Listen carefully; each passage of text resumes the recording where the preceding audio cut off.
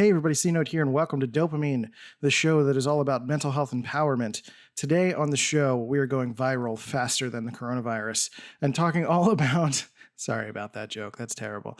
Today we're talking about how to use Myers-Briggs personality types and knowing your personality type as a way to assess and use the language of this to express how you feel in therapy and coaching and all of that stuff. So let's hit the button, do the thing on Dopamine. Let's go.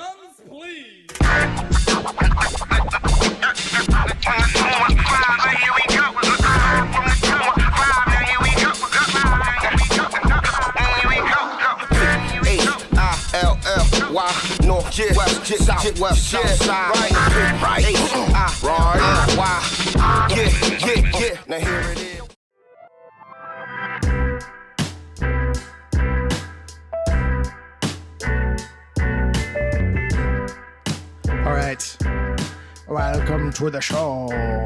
C-Note here, aka Mr. Christian Rivera. Thanks for coming back to Dopamine. I appreciate you. Thanks for coming back to this show, checking out all these episodes, listening, learning, experiencing, or at least being a part of the madness. I appreciate you for being here. So thank you very much. I'm your host, Mr. Christian Rivera, and I've been doing this for over 300 episodes, talking about mental health empowerment. And today, as I continue to shift more towards including personality typology in the conversation, because I think it's incredibly important, today I want to talk about being able to use this sort of language, because it's a language. A lot of people conflate it with like a belief or a psychology system, which it is a psychology system, but it's really, when you think about it, it's more of a language. A lot of people, when they start to learn it, you get caught up on identifying people's personality types. But the most effective usage of it, I think, is a way of understanding yourself, understanding your own behaviors, understanding maybe what you're missing, understanding what you might be feeling, and using this language to express this to someone else who also understands it. The beauty of this, and what I've experienced in live events, is being able to have conversations with people and get to know the way their mind works without even having to know what they do for a living. Like, you kind of subvert the small talk, so that part's pretty fun if that's something for you. But largely, you can use this as a way to get down to the nitty gritty and really explain what is going on in your head and really think about, what your life looks like. And again, really the biggest thing is being able to assess what's missing. Because a lot of the time, someone experiences a depression or some sort of form of difficult feelings because there's something in their mind that they're not quite honoring. One of the things that I've learned through this is when I get to experience people in person, there's a correlation between like our cognitive function stack, meaning the things that we are, the aspects of our mind that are part of our preferences that give us an energy boost when we use those things. Even some of the parts that are not like the drivers of our lives, there's still energetic hits that we can get from that.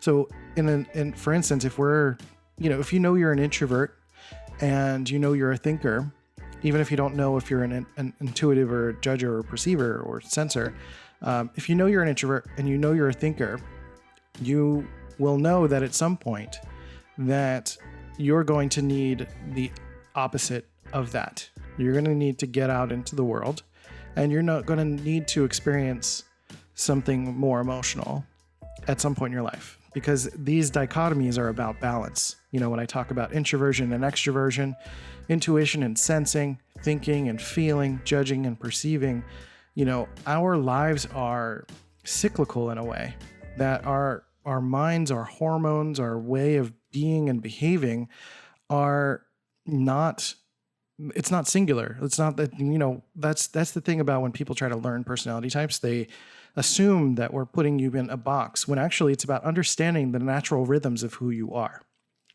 So we're all in this sort of cycle. Molly and I were just talking about it this morning, about there's this cycle of learning and creating where we get into like a learning style and we need to learn in and take information, and then we need to create and like put the processed version of that out into the world. It's like the process of eating food and pooping it out, where you poop out the things that your body doesn't absorb, right? So a lot of times when we're creating things, we're putting out things that are, actually important and need to go out into the world, not poop. But, that's the general idea, is like it's input, process, output. I talk about this all the time. If you signed up for my email list, which I'll put in the description, or if you go to dopamine.life, there's the email sign up and stuff. You can go do that, and you'll be, you'll get a multi-part series of emails talking about this input, process, output sort of thing. And the reason I talk about all of this, even though, sometimes it's hard to follow some of this type talk, you can go to dopamine.life, and there's a free personal development 101 course that you can sign up for there to kind of understand this. And I'm going to put some of that on the podcast in the future and do some of these reviews of the basics kind of things. But really, I want to talk about why it's important and keep talking about it, because it is important.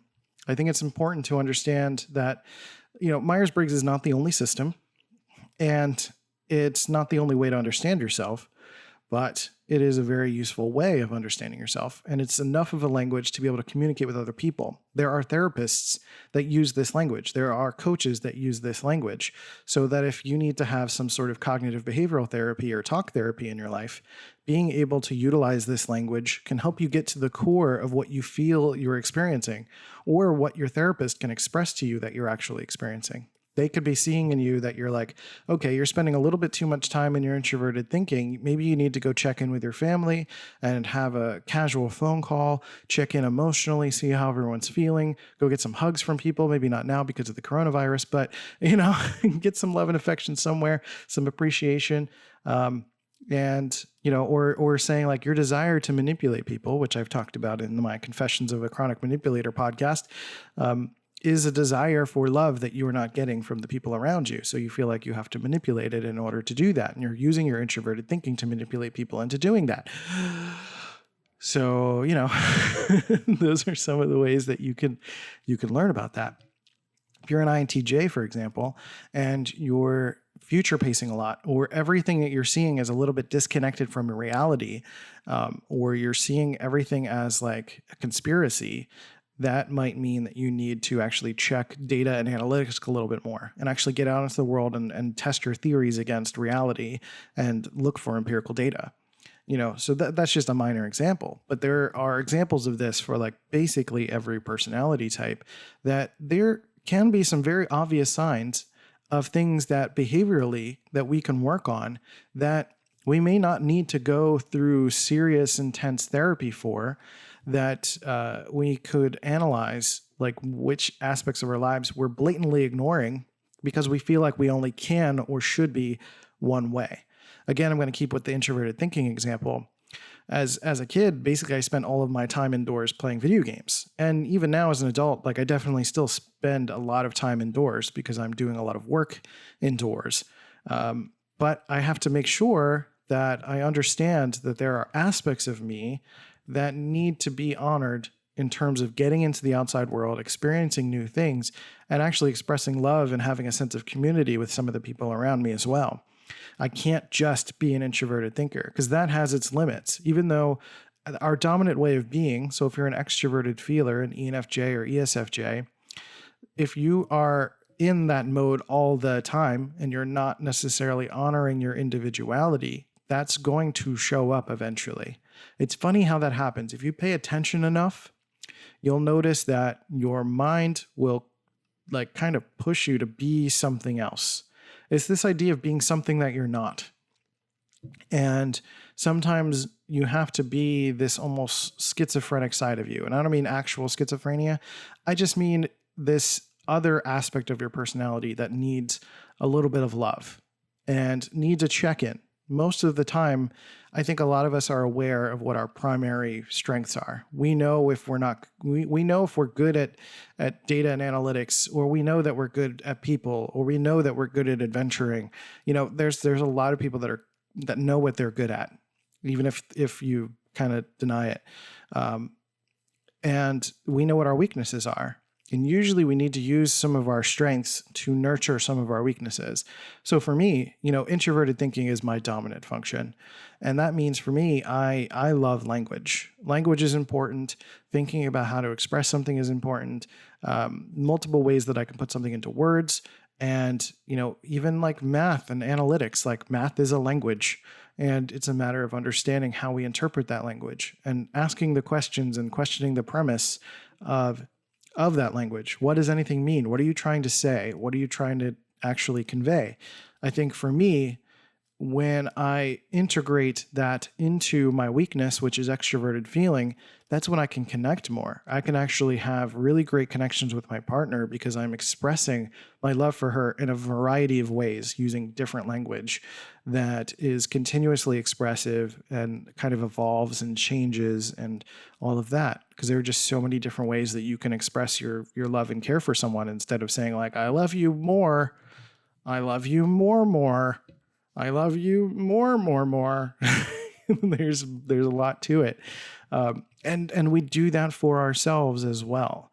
That, if we can learn this as a language, not just using my type of thinking, but if you learn about this language for yourself and how you can use this, then you can identify what areas of yourself need love and need attention. So, and I think that's the beauty of this, is that inherently, while it's easy to look at these 4 letters and say, this is a box, like I don't want to be constrained to this, when in actuality, this is freedom. This is permission to be all the aspects of yourself that you've suspected that you could be or are. Because society will tend to push us in different directions, or parents or whatever tend to try to mold us to what they want us to be. There's always this tension. There's always a push and pull of control in society. That's just human nature. And I'm not faulting anyone for that. Like, we just love to have some sense of control. We want things to go our way. That's just humans. We want all the resources. We want all the sexual reproductive opportunities. We want all the shelters. We want all of the things for ourselves. Like, we're inherently selfish and greedy. That's just what we are. And that's not an excuse to be cynical about that. That just means that in order to nurture that, because it's not about curbing that or trying to push it down, but it's about understanding what our needs are so that we can actually meet those needs. All of these things are understanding a sense of what makes us feel safe. So if we are able to satisfy the needs of our personality, there's a sense of safety that comes with that. If we're able to access the flow state of our personality by being able to identify, when if I need to get into an extroverted situation and I have the freedom to do that, there's a certain sense of safety and feeling and knowing that like I could do that whenever I want. That's the freedom that comes with this. Or if I need time to nurture my introverted sensing and really listen to my mind, then I can give it what it needs.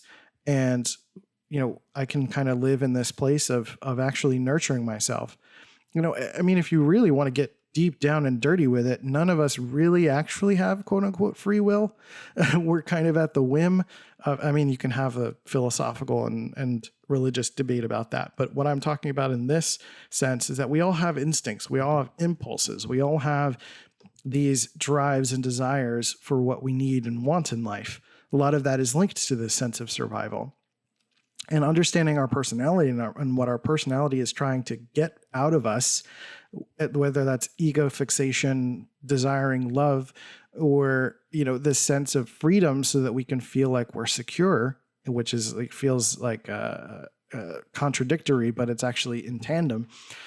It's all about just learning what our natural ebbs and flows are so that we can go with them instead of absolutely always resisting them all the time. One of the commonalities that I've seen in doing all of this work around mental health, having conversations with people, having people on the podcast, having conversations around mental health, around personality typology, is that one of the persistent things that I've noticed is this active resistance against who we are in favor of who we feel like we should be. And that is probably one of the biggest things that leads to this sense of harm, depression, difficulty, and challenges.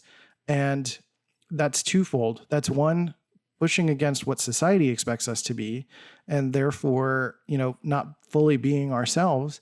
And then the other side of that is not identifying and nurturing the other aspects of our personality because we feel like we're supposed to just be one way or be a certain way, right? So it can feel contradictory to be someone who is always extroverted and seeking adventure all the time. If you're an ENP, for example, or an EP, really, of any kind, and you're seeking any kind of adventure in your life, and you're in this place where you get so burnt out that all you want to do is sit on the couch and veg and watch Law and Order, like that feels contradictory to who you are. And you feel like you're not allowed to do that because that's not what you've presented yourself to be. And that can be really easy for you to deny that aspect of yourself.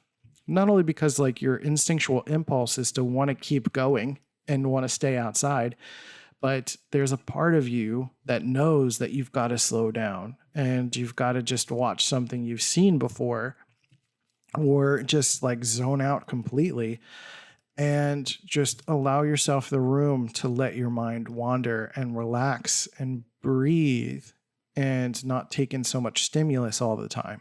There's just this instinctive aspect that I think all of us have. So everybody I've had conversations with so far has exhibited this. So I'm only following the pattern. That's all. So the same thing for me with introverted thinking and extroverted feeling. When I get to the point where like I can't read things anymore. Like I just kind of look at a page and I'm just like, ugh. I get this feeling like I can't take it anymore. I can't think about language. No one try to say anything complicated to me right now. I just need simple conversation. Don't give me details. I just want to like shoot the shit. I just want to like hang out. Somebody give me a drink.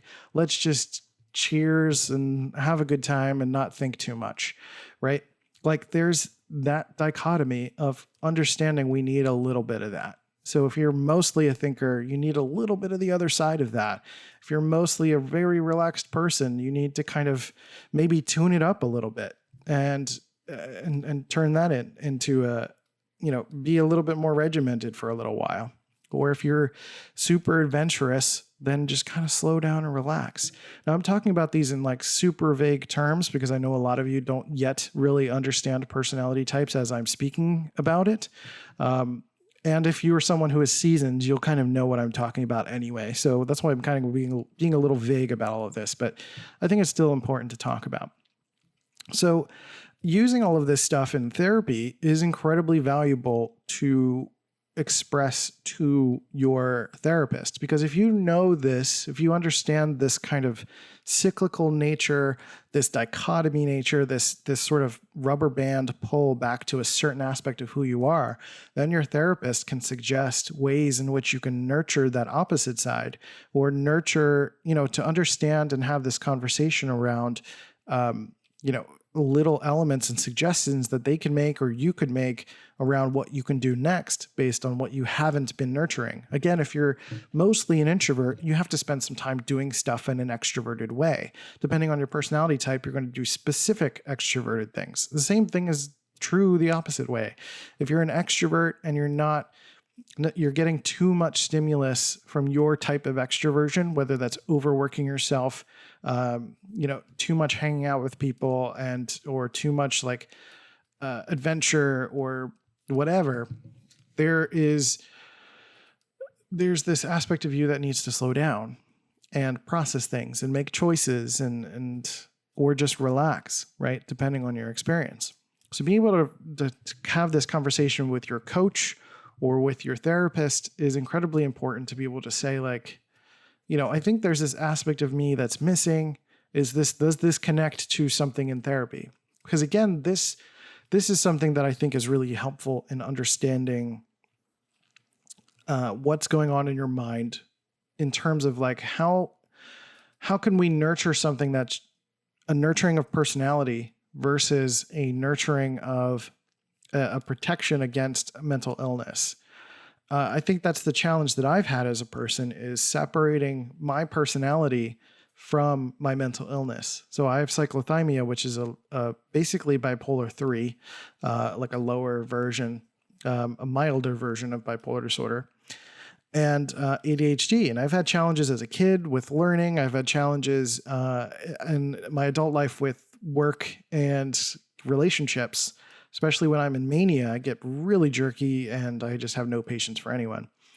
And that's had its challenges because I've not been able to express exactly what's going on. It's just easy for someone to assume that that's who you are and therefore make decisions in their life about you for what they want for their life with you. Does that make sense?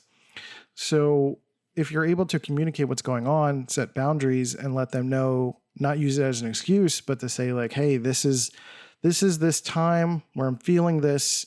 So I'm going to create a little bit of distance and just let you know that, just let me know if I'm overstepping any boundaries or anything like that. But after I went through my divorce in 2017, I decided to start to understand what's the difference between who I am and what my personality type is, because that really started to help me differentiate and start to develop a sense of self-love and self-care for who I am, and begin to nurture that and realize how much I've needed deliberate extroverted intuition in my life and deliberate introverted sensing as I've been starting to grow and kind of go through my past and look for the connections and the important things there. So it's been really a challenge to accept all of that. It's been a challenge to learn all of this and to take it seriously. And I think that's probably the hardest part, is that, you know, when people learn personality types, it's really easy to just take it as like another way to stereotype people, or to stereotype yourself, or to hold yourself down, and to say like, well, I'm an INTP, so that just means I'm going to be a jerk forever. And no, that's not possible. There are so many people that comment on this podcast or on my YouTube channel, and they're like, you can't possibly be an INTP. You're too cheerful. You say too many nice things. You're actually productive. Like that's because I'm not self-limiting. And I think part of using this knowledge is about the avoidance of self-limiting behavior, and being able to use this with your therapist or with a coach, or even to become a therapist or coach, is incredibly valuable to start to learn how to profile people, to understand and have patience for the ways that people think, the way that people behave, and really just kind of look at someone and say like, what's going on in there? Are you all right? Like, tell me what's going on. What are you missing? It's kind of like looking at a child and they're kind of upset and they're freaking out. And when you think about it for a second, you stop and say like, oh, they're probably hungry, and that's why they're really upset. So let me get them some food. Or you could choose to yell at them and be a jerk about it. Usually people are, frustrated at someone like that, or like a child, because they can't read the child. And we're frustrated at other human beings because we can't read the other human being. But this language gives a way for us to read the other human being a little bit, especially close family and friends, and then ourselves, to be able to say like, what is the common denominator? What is the thing that I'm usually doing? Or what is the thing that this person is usually doing? And what are they not doing in this moment? What is making them upset? What is making them groggy? What is making them stressed out? And how can they get back into a better space? If Molly is upset and she's going through a lot of stuff, I know that oftentimes some of the best ways to get her out of it is eventually to get her out of the house and get back into some exploration. If she is kind of spending too much time inside, because she's not an introvert, she's an extrovert. So the opposite is true. Like I've said, that if I'm doing too much extroversion, I will start to get groggy and I need time to myself.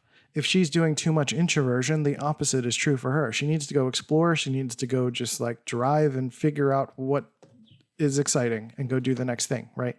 That's her thing as an ENFP. So I listen to her all the time, and I encourage that in her. If I see that happening, if she's spending a little bit too much time sort of indulging in emotions or indulging in too much of the emotional process, she needs like a few hours, maybe a day at most. And then after a little while, it's like a cycle that you sort of transition in and out of. So for me, it's like introversion for 2.5 to 3 days, maybe at most. And then one day of extroversion. And that doesn't mean literally that cycle, but sort of flexing and flowing in and out of that, so that, getting out once a day is good for me as an introvert. I don't need to do it all day, but an hour or two is good. Molly and I did that this morning. We went out for a little while. We stopped at the lake, and it's a beautiful day. And we just skipped rocks and hung out and took photos. And it was cute and adorable and fun. And it was really good for me, because I woke up this morning and I haven't really done a lot of work in the past 2 weeks because I wasn't feeling great. And I was in the car and I was kind of grumpy and ready to go home and do some work. But we found a nice spot and we got to play around, and that was great. I really enjoyed that. But now I'm ready to get to work, which is why I'm recording this podcast. So that self-assessment for me is important. And, Molly's been able to use some of the language in her therapy. And when we have conversations around this and we're helping each other and giving each other advice, we're using this language all the time. So I think that's why it's incredibly important. So ultimately, that's what this episode is about, is really why this is so important to help you. You don't have to. Absolutely not. A lot of people use Enneagram to assess traumas. Some people just kind of learn some of the basic languages. But I think one of the challenges that we all experience as people is intellectualizing our emotions, meaning that instead of feeling a heaviness in our chest, which equals a shift that we need to make in our behavior, that we just say, I'm sad. I'm always sad. I'm always upset, and I'm just frustrated. And you're just explaining, you're just using adjectives, you're explaining how you feel. You're not expressing how you feel. And I think personality types is a great way to begin expressing how you feel. I'm feeling a heaviness in my chest. I feel like you're not really listening to me. I'm kind of in my extroverted feeling space, and I just want some validation a little bit for how I'm feeling. And I need to talk about this a little bit and express what's going on for me, because I can't focus. I can't think. So I just need to express my emotions a little bit. And being able to use that is incredibly important and valuable. I know I've said that over and over again. It's very important. It is important. But there's times when I need to, there's times when I need to make everything go away, and I just need to watch a Jackie Chan movie, and that's great too. And again, understanding these other capacities for who you are and what you want and what resonates with you is about also not overindulging in any of them. There are, again, their primary drivers and our secondary aspects of who we are. But then there's other parts that need attention just a little bit every once in a while. It's like exercising. You don't need to exercise 6 hours a day every single day to be healthy or to be in shape. It can be 30 minutes a day, 3 times a week, and eat healthy and all of that stuff, right? It doesn't need to be all the time, but it needs to be acknowledged every once in a while. And you got to stop other things in order to do that. You can't be on the treadmill on a laptop with your wife standing next to you, giving her a kiss and a hug while watching Law and Order and doing all of that at the same time. You have to kind of shift in and out between all of these different things. It's like computer processes. This idea of multitasking in general is kind of a myth. And it's the same way with personality. We need to kind of shift in and out between the different aspects of who we are. And it's not necessarily doing them all in isolation, but if there are ways that you can sort of shift into a learning space and nurture all of the aspects of your learning styles. For me, I like extroverted intuition and introverted sensing. So I like going to new places and trying new foods. Introverted sensing is about sort of like how your body feels.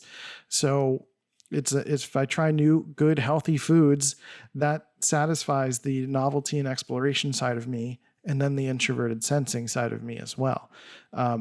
And then there's other aspects of like having this podcast is sort of a thinker and feeler thing kind of at the same time. So it's a little bit of multi-processing in that way. But then there are other areas in which, you need to kind of separate a little bit and do just the one thing for a little while. That's really what I was trying to get at and express. So what I'm really trying to say at the end of the day is that learning some of this language, learning your personality type, is a way to start assessing what your needs are, what might be missing in your life, what aspects of you are you ignoring. And those are some of those things that could be leading to day-to-day depression. That could be, part of everyday despair, because this show is not just about personality types. This show is not just about mental health, but this is about all of it and how it connects and how it all works together. And if we can understand little bits of everyday despair and that everyday feeling of what it's like to be to get used to and understand what our body is telling us, what our thoughts are telling us, then we can change our behavior to stop experiencing that depression as much. A lot of the times depression is a deprivation of what we need for ourselves. Sometimes that means, for me, if I'm introverted all the time, it's less likely that I'm going to experience unexpected joy. And if I'm not experiencing unexpected joy, I could get into a depression. And that's another conflation about depression, is that it's not all about sadness. Depression means just ignoring an aspect of yourself that you need. So that's really what this is at the end of the day. I hope that all makes sense. I hope this all kind of fits into some sort of a theme. I just kind of was figuring it out as I went along. But generally, it's this is about why, understanding personality is good for understanding how to manage day-to-day life, day-to-day despair, and your day-to-day mental health, and how to use it in, coaching and therapy, and why you can ask your therapist if they know this, or look for a therapist that knows this as you learn it yourself. And then you can have these conversations to help you start to put language to your feelings. Not just vague language like I'm sad, I'm happy, I'm joyous, but I'm in my introverted thinking space and I don't feel like I'm getting enough of that, or someone's not really listening to my thoughts, or not respecting my opinion, or, I'm not getting enough room to make the things that I want to make, stuff like that. There's a lot to it, but I think that's basically the idea, is that listen to yourself. Listen to your reactions to what you're getting and not getting in your life, and assess that against personality type, because this is just a tool. This is just the language. This is not your feelings. This is not your emotions. This is just a way to express those things. And I think expression is better than explanation at the end of the day. All right, friends. So thank you for listening to this episode. I really appreciate you guys. I kind of stumbled through this one, but hopefully it's, everything you've hoped for and wanted in a personality type podcast episode. If you want more granular details and want me to talk about anything in specifics, you can hit me up at Let's Go C Notes on all the social channels. That'd be amazing. I would love to hear from you. Love to hear what your thoughts are on the show. You can send me an email at dopaminepodcast@gmail.com if you have any questions, comments, concerns, or queries. Go to dopamine.life to check out our podcast. And if you want to, more episodes of the podcast, and if you want to get involved in our Personality Development 101 course, you can go sign up for that at the bottom of the page and click the button, sign up for our email list, and you will get that in your email inbox. Basically going one dichotomy at a time. It's pretty thorough. So, that's everything that I can think of. So last thing is that if you want a personality profiling session with me, a trained profiler that will actually have a conversation with you one-on-one, which is way more accurate than doing an online test, because the online test can only help you assess your conscious awareness of your personality. Having an assessment done by a profiler helps you understand the unconscious side of yourself, the things that I notice in you that you may not notice yourself, and then be able to explain that back to you. And it's incredibly valuable. Everyone that I've spoken to has had a sense of relief after they've done a profiling session with me. So if you go sign up at bit.ly/profiling session, you can go sign up for that and we'll get that done. It's $99 and it's great. It's something that will change your life, understanding your personality type, and be able to help you recalibrate your direction and understand, why you've done some of the things that you've done. I think that's one of the common things that people have felt afterwards as well. So bit.ly/profiling session, go ahead and sign up for that there. So that's it for this episode. Thank you guys for being here. Thanks to our Patreon supporters, Molly Owens and Calvin Eaton, patreon.com/dopamine. And that's it. I love you guys. bit.ly/profiling session. Sign up for one, and I'm excited to talk to you about it. So that's it. Take care of yourselves and each other, and I'll catch you next time on Dopamine. See ya.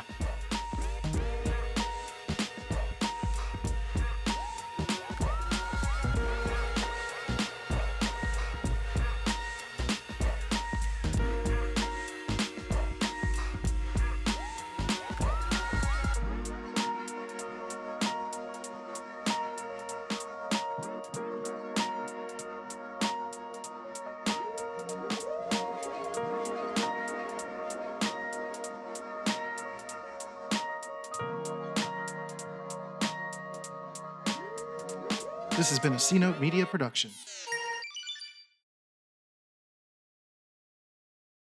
All right, for my Patreon friends, thanks for still being here. I don't have a specific plan for the post-show aspect of this, but it's actually nice. It's nice to do this kind of post-mortem thing. This feels like I can let my hair down and I can just kind of breathe a little bit. I think one of the biggest things that this sort of assessing personality type as language thing has been really one of the reasons it's been so helpful for me is that it's allowed me to take it seriously. And I think there are a lot of type enthusiasts who are not taking it seriously as a tool that can actually help people. And I think that's what I want to differentiate myself as in the big picture of like what's going on with all of this.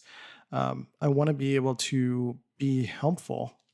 And I think while there's so many social challenges in the world today, I think it's really easy to use this as another reason to make this another stereotype thing. And I'm being super thoughtful and careful of that because this is an emerging industry. This is something that I think it could help move past some of the limits of gender and race that we are always sort of battling and fighting with. When we start to find more ways to assess how we're similar but very different in our minds, it sort of makes the skin a little less important. I mean, it's still important, but it's a little less, you're a little less assumptive of what someone's experience is. And I think that's why people fear each other. I think we fear each other because we don't know what's going on under the hood. We don't know someone's intent or how to communicate with some people sometimes. There are people who get together and they get married and they connect and they get to a point where they're like, I don't know you. I don't know how to communicate with you. There is sometimes some very obvious type specific usage of this language that can be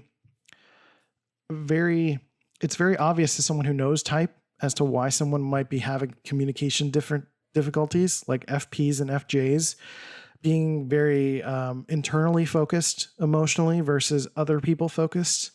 And each one could call the other selfish in different ways and different interpretations of someone's version of like the word selfish or narcissist or something like that. When really it's like we are the origin point of that. So like my interpretation of emotions doesn't match the other person's interpretations of emotions, and understanding that it's not necessarily like because someone was raised that way or because they're broken. It's just like, that's the way that they think. That's the way that they are. That's how they operate. And that there's a purpose and validity to the way that they operate and the way that I operate. Right? It's self-permission and permission for others and having patience for others. So I think that's why it's so incredibly important to use this as a language in all of our tool sets so that we're not just pointing the finger at everyone and saying like, racist, you're a terrible person, you're horrible, or like someone calling us something terrible and like feeling bad about ourselves when in actuality there's other things going on behind the hood. I'm not trying to downgrade the seriousness of gender and race inequalities and stuff like that. But I think at the end of the day, if we're able to get some of this language out there, we can sort of understand how to nurture different personality types. Another way to look at it is like businesses. A lot of businesses and the business entrepreneurial structure of America is catered to and favors judger types. Just like the idea of, even in school, it's all an industrialized system of grades and goals and stickers and, like, achievement. And there's an entire other section of humanity, perceivers, that are not achievement focused. I am not an achievement focused person. I am a process focused person. I like making things when I like to make them because I'm inspired or I'm interested or it's something I really enjoy doing. And then I will schedule the output. But like most of the time, if I put myself into a regimen that a judger would get a lot of benefit out of, it would not help me at all. I can't schedule my life like that. That's too much. And that I wouldn't be able to keep up with that. I'd fall apart, and that would be not great. And I think if largely the world understood that there are a lot of people that operate this way, we would teach people differently. It would affect the school system. It would have different ways for people to approach therapy as well. So that's what led to this kind of like therapy discussion that I had on this episode, essentially talking about all of this stuff as a measurement of how to communicate with other human beings. So, I mean, I honestly think that a lot of the diagnoses would change. A lot of the symptoms would change if we understood personality types and didn't just say that someone who had energy has ADHD, because, that's just not the case. It's like, I think about it all the time in terms of when we're assessing personality, like who gets to define what normal is? Aren't there 16 different versions of normal? Aren't there like multiple versions of what normal is? So shouldn't we be assessing the actual personality types of, shouldn't we be assessing the symptoms of these disorders against the 16 different versions of normal? Does that make sense? So I'm going to put this out as like a free preview, I guess, for all the non-patrons to know what they're missing out on. When you sign up for our Patreon page, you get this kind of like 10-minute at the end of the episode sort of ramble. But yeah, this is all why I think this is important. This is all why I'm doing this kind of work.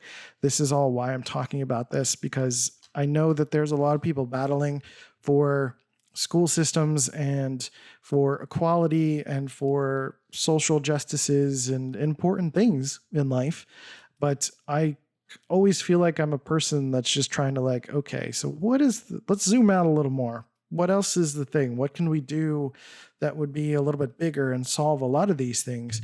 And I think for me, that's doing work around personality types to help people understand what their sense of normal is, but then also teach the system or other people at large, because the system is other people at large, what each person's sense of normal is, so that we can properly diagnose people and not just be throwing pills at people and not just be throwing diagnoses willy-nilly at everyone, and allowing people the opportunity to learn about themselves and learn how to calibrate to their sense of normal so that they can keep focused and actually not feel like they're a broken person because they're comparing their sense of normal to someone else's sense of normal. I'm not a judger. I'm not an ESFJ, and I can't be an ESFJ. That's like, I can bend to like fake that for like 20 minutes. But if I try to keep that up, that's going to put me into a depressive state or irritable or angry. That's like not my purpose in the world. And I think part of assessing people's sense of normal is helping people to cultivate their sense of purpose based on their personality, based on their experiences, based on their life, and based on what's important to them, and then be able to encourage and create empowerment for people going forward. So I hope you enjoyed that little post-amble of this podcast episode. This is a free preview of our Patreon sort of post-show, post-mortem. I give kind of these for our Patreon supporters. So if you go to patreon.com/dopamine, you can sign up for this for just $1, man, $1 a month. Your support means everything. I could use your help. This is the only thing I do. So it's really hard to make a living doing this. So a little bit of help would be amazing. And also you get the benefit of having connections to supporters for people who are going to be talking about this to be able to help you with your mental health challenges, figure out where your sense of normal is, your North Star. I'll give you discounts on like profiling sessions and all of this stuff. So being a supporter has tons of perks in it. Go to patreon.com/dopamine to go check out what those are. But as little as $1 a month would be incredible to be able to get these sort of post-show things. We'll talk about more things again where I can kind of let my hair down, as it were, and be a little bit more candid off camera or off microphone, I suppose. Well, I'm still on the microphone, but like off the air, basically. And you'll get some more realness from me as a result of that. So that's it. I appreciate you guys. Take care of yourselves and each other, and I'll catch you next time on Dopamine. See ya.